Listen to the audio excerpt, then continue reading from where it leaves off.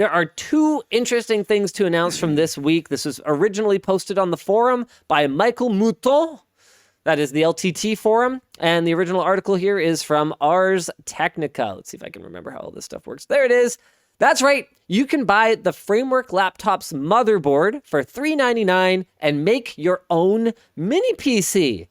This system could also, I mean, I guess it's not really a system. It's just like, the ability to just use it outside of the case, which should have just existed, but I guess didn't.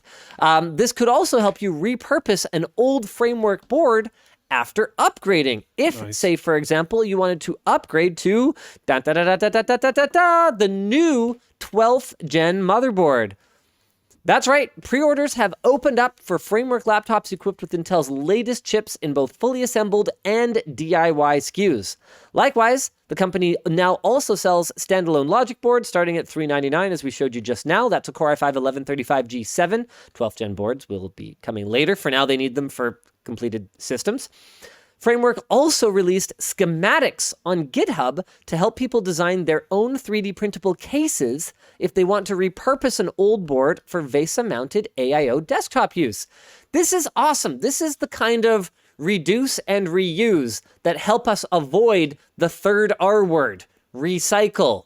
Okay, we don't want to recycle things that we can still be reducing or reusing. Yeah. And this is one of the reasons that I got so angry when Apple first released their 5K iMac, because previous iMacs actually had the ability to continue to breathe new life into them as a monitor once you were done with the computer inside. Generally a really good monitor too. Now, there were justifiable reasons for Apple to not take that approach with the iMac 5K. It actually required a very special DisplayPort implementation to achieve that resolution at 60 Hertz at that time on I believe it was DP1.2.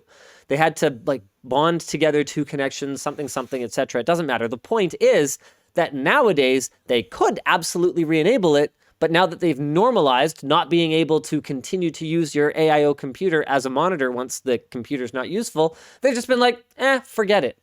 And to be clear, sell more monitors. Let's go. Anyone else who doesn't do that sucks too. But the reason that I harp on Apple as much as I do is that as Apple goes, the rest of the industry tends to follow, because you can't possibly not be feature for feature competitive with Apple. Otherwise, you're going to look like a flippin' idiot.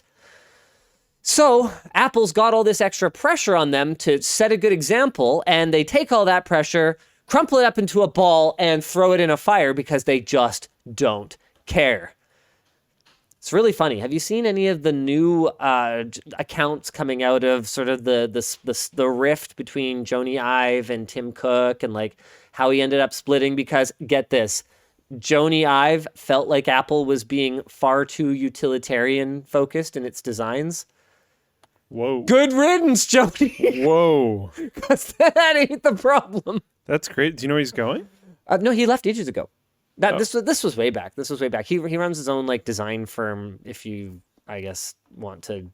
I was gonna Google it, but I don't care. Yeah, fair enough. Yep, sounds good. In other news, speaking of schematics, Framework also published semi-complete technical schematics for the laptop boards as well. It's not hugely detailed, but the sentiment around it so far is that it represents a good start, considering that no other manufacturers have any publicly available schematics to speak of. I consider this at least a step in the right direction for them, but as always, my stance on my Framework investment is going to be that if they do not continue to live up to their promises to you and to me, my intention is to dump their stock publicly, messily. They knew this going into it.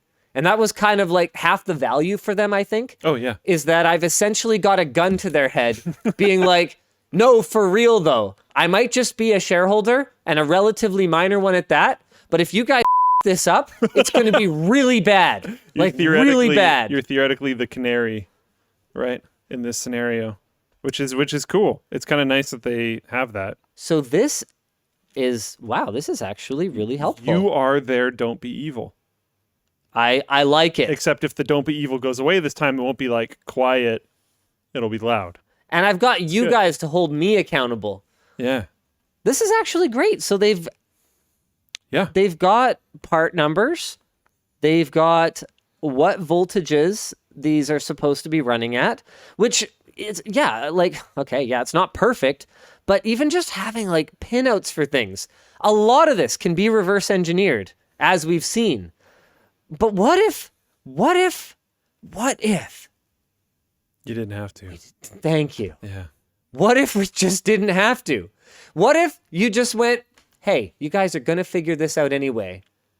Why don't we all just work together? I love it. I'm extremely happy. I wish they had Ryzen 2 Zorg 666. I truly do. I have to believe that they are working on that. I think the reality of it is that AMD just has not had chips to fulfill orders with over the last 18 months since their laptop SKUs have actually been competitive. And if AMD, wild, right? if AMD has to allocate silicon to something these days, I think we can all agree it needs to be Steam Decks. Thanks for watching, and thanks to Drop for sponsoring this week's clips. Top-selling Drop.com audiophile and mechanical keyboard products are up to 30% off from now until May 30th. Check out the sale using the link below.